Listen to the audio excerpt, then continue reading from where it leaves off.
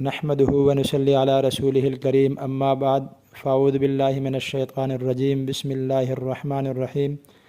میرے انتہائی واجب الاحترام بھائیو، دوست، بزرگوں، آج کے درس میں ہم نے حضرت عمر فاروق رضی اللہ تعالی عنہ کی آپ صلی اللہ علیہ وسلم سے رشتہ داریاں بیان کرنی ہیں۔ سامعین گرامی، یاد رکھیں عمر فاروق رضی اللہ تعالی عنہ خلیفہ راشد ہیں اور مسلمانوں کے دوسرے خلیفہ ہیں۔ ابوبکر صدیق رضی اللہ تعالی عنہ کی وفات کے بعد انہی کو مسلمانوں نے اپنا خلیفہ چنا اور عشرہ مبشرہ میں سے بھی ہیں، اور آپ صلی اللہ علیہ وسلم کے ساتھ ان کی رشتہ داریاں بھی ہیں۔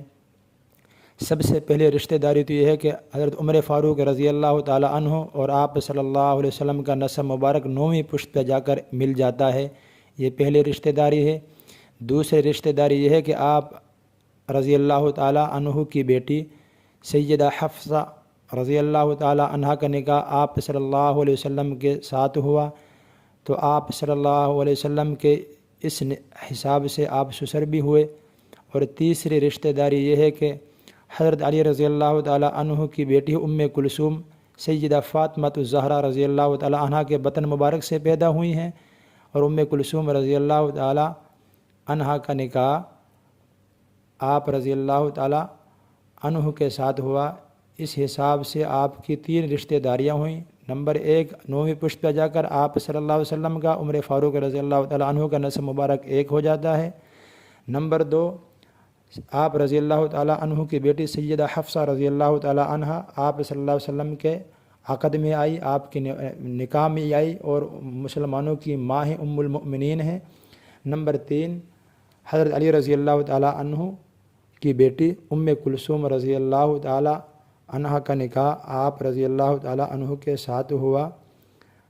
انشاءاللہ اس نکاح پر بھی ہم بات کریں گے۔ کچھ حضرات اہل تشیع میں سے اس نکاح کا انکار کرتے ہیں، جبکہ یہ صحیح روایت سے موجود ہے، صحیح سند کے ساتھ موجود ہے، حتیٰ کہ اہل تشیع حضرات کی کتب میں بھی یہ بات موجود ہے۔ ان کی جو کتاب کشف الغمہ فی معرفت الائمہ اور اسی طرح ان کی دیگر کتابوں میں یہ بات موجود ہے کہ سیدنا عمر فاروق رضی اللہ تعالی عنہ کے ساتھ ام کلثوم رضی اللہ تعالی عنہ کا نکاح ہوا، جو سیدہ فاطمۃ الزہرا رضی اللہ تعالی عنہ کے بطن مبارک میں سے تھی۔ اور پھر بخاری شریف کی روایت، مسلمانوں کی اور اہل سنت والجماعت کی دیگر بہت سی کتابوں میں یہ بات صحیح روایت کے ساتھ موجود ہے۔